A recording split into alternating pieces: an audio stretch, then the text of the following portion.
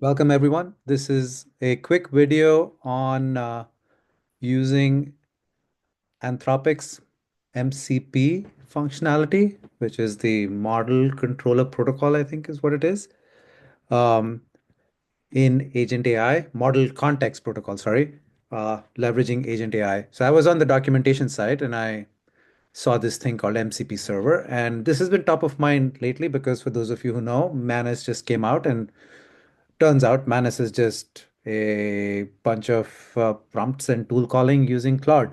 And so I was like, wow, they could get that much buzz and they're pretty awesome in terms of what Manus was doing, which is the Chinese startup that popped into the news last week. Um, I was like, how are they doing it? And is that something I could do if it's really just a question of calling tools and prompting? And then as you go down that, you realize Anthropic has this whole ecosystem around their model context protocol, which is gives Claude the ability to then go do tool calling and calling various tools. And Agent AI has basically, as a lot of you might know, has exposed all their different API calls directly. And so I was trying to figure out how all this comes together. Um, so I wanted to set this up and I'm going to show you how powerful this really is. And so you go, it talks about what the model context protocol is, and then it talks about how to set this up. And I'm going to show you how to set this up. First, you got to download and install Cloud Desktop. So, go click on it, download. I went and I downloaded it and I installed it. And so then when you click on it, here's Cloud Desktop. I'm going to start a new chat just so nothing shows up here. And then going back to here, next thing is you got to access developer settings. Go to settings, developer, click on the edit config button. So this is the setup that you need to do for it to know to use all of Agent AI's APIs as tools. So you go here, you go to cloud, you go to settings, and then you click on developer, and then there is Agent AI, and when you click on it, so currently I've already added Agent AI, but if you want to add Agent AI, you just go click on edit config. In your case, when you first open this up, it should be blank. I added two tools. One is a default file system tool that's available for free, and the other one is Agent AI. I'm pretty sure I can add more uh, integrations here.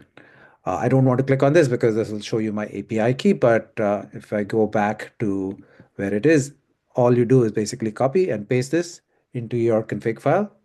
So actually here, I'll take you one step further.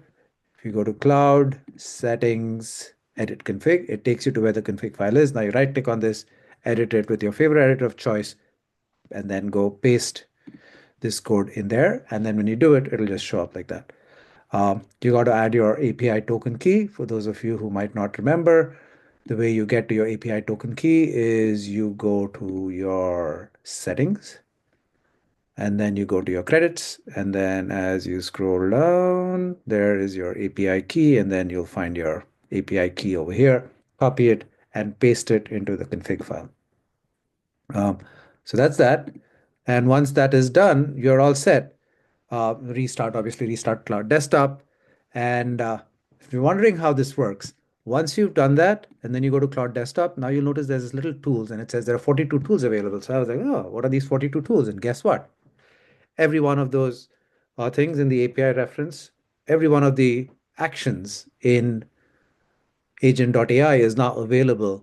So company info, company profile, the kind of LinkedIn profile information, all of this is now available.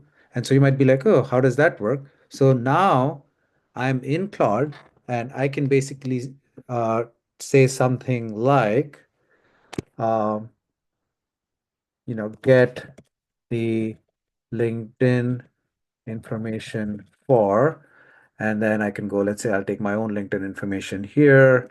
I'm going to go to LinkedIn and click on that, click on my name, and I'm going to take this and I'll paste it into Cloud Desktop. And what it will do, which is pretty amazing, is it's going to find the right tool. So out of those 42 API calls, it's going to find the right API call. It's going to figure out what input it needs. It's going to pass that input to it and then get the output. So you will now notice it says I'll retrieve the LinkedIn information. So you see it ran the get LinkedIn profile from Agent AI. And I'm going to allow this. And you notice the input, for those of you who've used this, it requires just the profile handle, not the full profile. And see how fast it is. actually goes and it now comes back and it's now reading my LinkedIn information. And you can now think about all those use cases where there is data sitting in various systems. I'm now from my cloud desktop actually accessing that information. Similarly, I could say retrieve the financial profile for CRM, and I hit enter. And what it's going to do, it's going to go retrieve, it's going to say it's going to found the company financial profile, allow for this chat. It passes the input, and there you go. It actually formats the response, tells you Salesforce's information.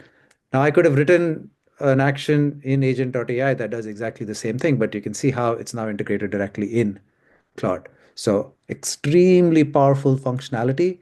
I'm just excited to see what I can now do. Is this it, or is there more to do? So my next video is going to talk about, can I actually use this functionality to combine multiple actions to actually build an agent? Thank you.